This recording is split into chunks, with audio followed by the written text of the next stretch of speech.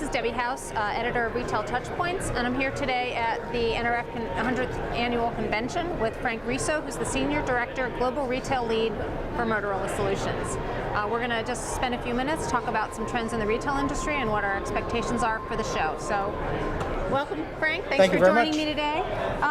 So I know it's kind of early in the event, but what's your general impression of the climate of this year's event compared to the last few years, and what kind of expectations do you have for this year?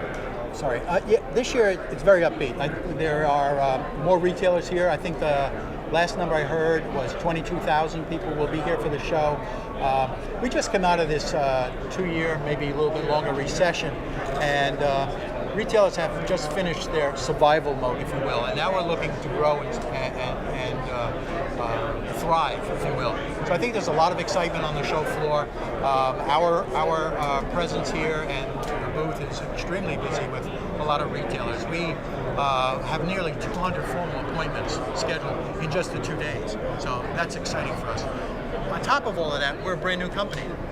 Just a few days ago, we split Motorola into 2 companies, so we're now Motorola Solutions. It doesn't really change a lot for the retail industry, other than we are now more focused in what we do when we talk about the enterprise. Specifically on retail? Specifically, well, a lot of other industries, but a good portion of our business is definitely retail. Absolutely. Okay, well that's exciting. Congratulations. Thank you. So, on that note, for this year and at the show, what Motorola Solutions or services are you expecting to get the most interest from retailers? What are they asking you for? There's 3 areas that most retailers are coming back to us on. I think the first one deals with their own store associates. None of them sit at a desk, they're all mobile. So mobility and having the solutions to have access to information. The information could be data, and a new dimension is voice.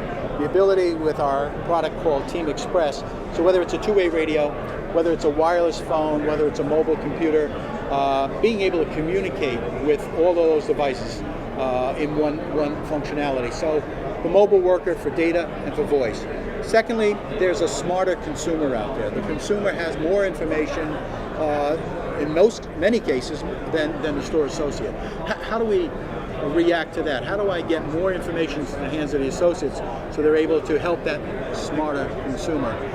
And then of course there's the inventory and the assets in the store, controlling them in the supply chain, and that is motherhood apple pie from the work that we do in maintaining different mobile computers to be able to replenish the stock, being able to do the markdowns when appropriate, and being able to take inventory and do that kind of work. So those are the 3 major areas: the mobile workforce, the smarter consumer, and then the asset tracking or inventory control.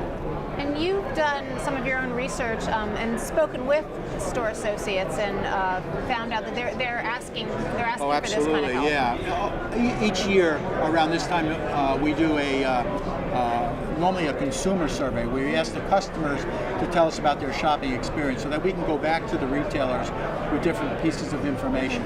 Well, this year we not only interviewed the consumers, but we went one step further and interviewed store associates, managers, task workers, even cashiers, and more than half of them are more concerned about the fact that they don't have this information that the customer has, and how can they get that. So we're reacting to that with some of the solutions that our business partners have in our booth, the new mobile computers that we are working with, whether it's an enterprise wireless phone, a mobile computer, the ES400, which is a smaller phone-looking device, which I think is a sleek, cool-looking device, rather than some of our business-looking type of units as well. So there's, well, quite honestly, there's the right tool for the right job, and everybody should have that. So right a good tool. Combination of user-friendly tool, but also rugged enough for business use. Absolutely, yeah. We've got to have that hardening, yeah. Because some of the consumer devices that are coming into our space, the operating system changes too frequently. The ego infrastructure of charging and keeping the units, that's not there. The operating system can change every quarter, for that matter. So the durability, extended life cycle for an ROI are the areas that we deliver on. Great, thank you.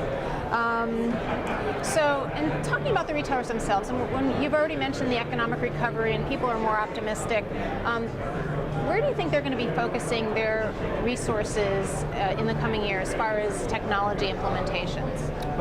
Well, there's a couple areas there. There's an element of refresh going on, and it all depends on the particular segment within our industry. Mm-hmm. So a lot of legacy older product now needs to be refreshed. Trying to keep pace with the consumer device and consumerization of the devices is really getting challenged by retailers to keep pace with that. So we're starting to see that area. In the apparel industry, a good portion of this particular show, RFID. RFID at the item level has proven itself. We've all read in the local papers about the major chain that is now doing that with jeans, and it's doing that with men's basics. There's probably at least another dozen or so specialty apparels who are implementing item level RFID. And that really helps them in stock. And when that customer comes in to buy something, we're able now to do an inventory every day in a store, which has just been impossible to do with the prior technology. So keep the out-of-stock situation in control. I mean, RFID has been a topic for so many years now. What do you attribute the surge right now to? The original pilots for RFID were basically looking at supply chain. But what really has happened is that even at store level, at the item level, we've seen increases in sales, we've seen increased turns, we've seen lowering of inventory costs, in addition to just that labor savings of having it in stock at the time that the customer's coming in. Because customers don't ask you for something. If they can't find it in your store, they just go to the next one. So knowing that I'm in stock in every color, of every size, and every style of garment is impossible unless you're RFID enabled. Great. Okay. Thanks. So in general in the retail industry, what do you see as the key trends that are driving, all of this growth and the new focus for the retailers? Well, retailers have done a number of different things over the last 2 years. One of them has been, I guess, the first step most retailers take for bad times is a reduction in labor. And in doing that, retailers have found that they need to maintain that same level of customer service, and or higher. These days. So what we've done is worked with retailers to implement technology to supplement that labor. So if you've only got 25% less staff, make sure each staff has the tool they need, the right tool for the right information for those customers, whether they're asking you if they've got something in back room stock or what the price of that item is. The managers themselves, too many retailers have arbitrated their store manager to be in the office all the time. So now with mobile computers back out on the sales floor with customers, again, higher level of customer service by doing that, are all the types of things that we're seeing retailers wanting to do. Kiosks and micro kiosks so customers can have information, self-service in the grocery with the portable shopping system. So all of these tools have helped retailers who need to have customer service, want to lower their cost of labor. And now that we're going into the growth space, they're now learning that technology is even more. So they're adding voice capability to this technology. Also at Motorola, we make two-way radios, and a lot of our security staff and janitorial staff in major retail all have two-way radios. I can now communicate to them through my mobile computer with our team product line as well. So those are the things that the majority of retailers are asking us. So maybe bad news for people who are looking for part-time jobs in retail stores, but good news for the retailers. Well, there is opportunity, because if we're growing the business and we're opening more stores, yes, there's obviously more room for workers. It's amazing too, because in this industry, 1 in 5 workers in this country, 1 out of every 5 is in the retail industry, and we're really excited about the opportunity we have for that very large mobile workforce. Terrific. All right. The last thing I want to talk to you about is, again, same kind of theme, the economic recovery. I realize you're a new company today, but what has the focus been through the recession? What has the strategy been? How has that worked for your company, and how is it going to change moving forward? So we were right with the retailers going through this recessionary period. We talked a few minutes ago about how we help them save labor. We provide a significant resource of managing the devices for the retailers, maintaining through what we call a mobility software platform that they're all operating at peak efficiencies. Anything that we could do over the last 2 years to hold down costs, to give them the level of service that they need to keep that moving forward. And now we're prepared to help them grow. Now we're prepared to show them the newer technologies. At the show, we've now got a brand new 9100G, which is a new gun for the traditional inventory applications. We're moving our laser scanning because more and more consumers are putting their loyalty cards and coupons on a phone. So it's an imager that reads the phone better.